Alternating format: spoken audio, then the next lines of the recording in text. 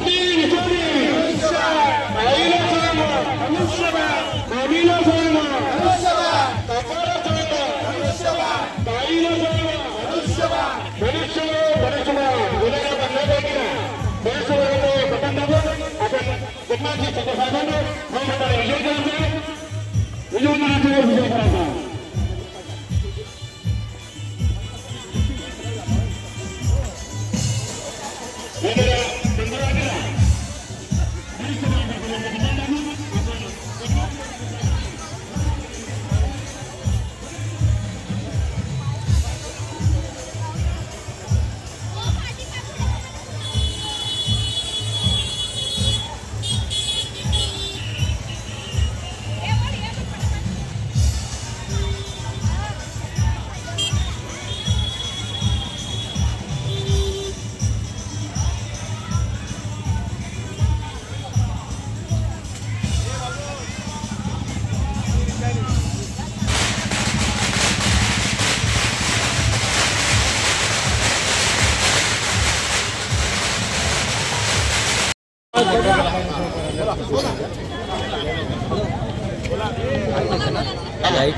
आता 10,000 देऊ टाकतो मी किती 10,000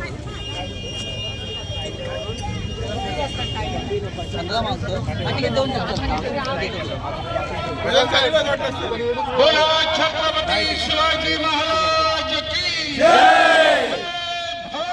जय शिवाजी एकनाथ शिंदे हम तुम्हारे साथ हैं हमारा नेता कैसा हो एकनाथ शिंदे जैसा हो आपली निशानी धनुष्यबाण आपली निशानी धनुष्यबाण आजच्या या प्रचार सभेला शिवसेना धनुष्यबाण पक्षाच्या वतीने सर्व पदाधिकारी सर्व महिला आघाडीच्या पदाधिकारी सर्व युवा सेनेच्या पदाधिकारी आणि शिवसेनेशी संलग्न सर्व संघटनांचे पदाधिकारी आज या प्रचार यात्रेमध्ये सामील झाले होते.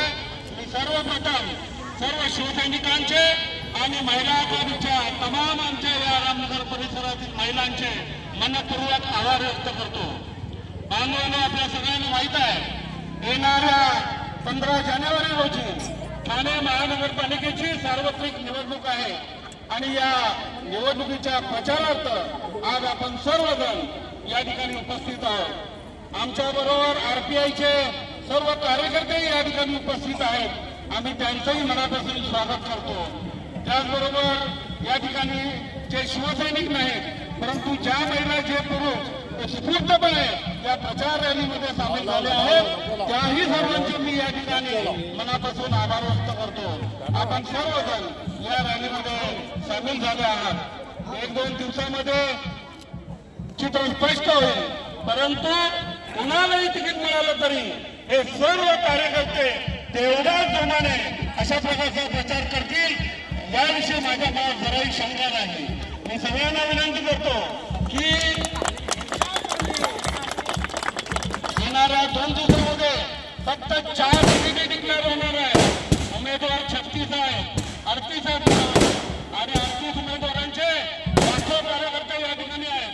परंतु मनामध्ये कोणताही हेवादावा न ठेवता फक्त शिवसेना माननीय मुख्यमंत्री एकनाथ शिंदे साहेब आणि धनुष्यबाण याकडे आपल्याला लक्ष द्यायचं आहे आणि आपल्या सर्व 4 उमेदवारांना धनुष्यबाणाला प्रचंड बहुमताने विजयी करायचा आहे अशी मी आपल्याला या ठिकाणी विनंती करतो. आज या यात्रेमध्ये आपण सर्वजण सामील झालात.